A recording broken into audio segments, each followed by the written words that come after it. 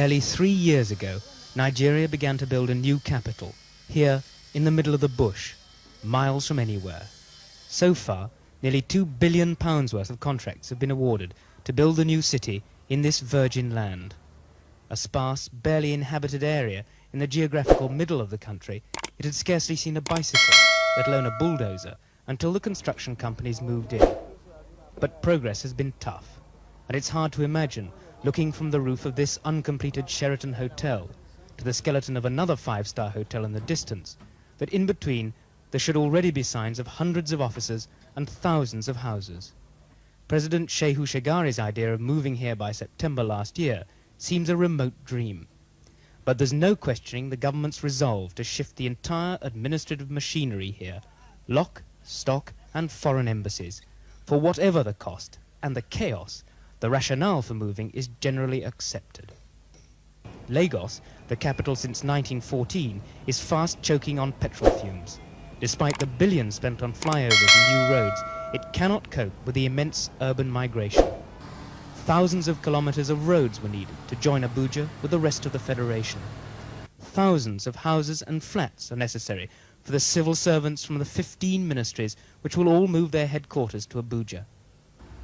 But Nigeria wanted more than a functional capital. It wanted a spectacular capital. This will be the presidential palace. Complete with underground bunker, it will cost anything up to £150 million by the time it's completed. Getting paid has become a real problem. The contractor's going ahead, we are getting paid, but we're not getting paid as much as we get paid. So obviously what happens is that you reschedule your program to take account of the amount of funds which have been made available at any one time.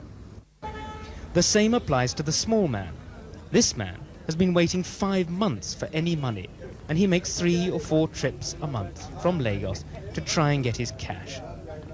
The government is doing its best to rein in the costs without destroying the idea. For instance, this ambitious model for the National Assembly, designed by Japanese architects, was costed at nearly £500 million. It's now undergoing a radical rethink. But it's as the work slows down that the full extent of early mismanagement is becoming clear. Shoddy workmanship, overpriced contracts and lack of coordination have all hit Abuja.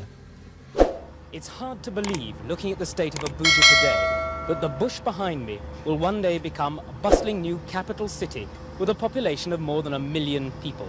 But this government has continually repeated its determination to carry on with the project just as quickly as the cash will allow. The rest will probably depend on the world oil market. This is Mark Webster, ITN, in Abuja, Nigeria.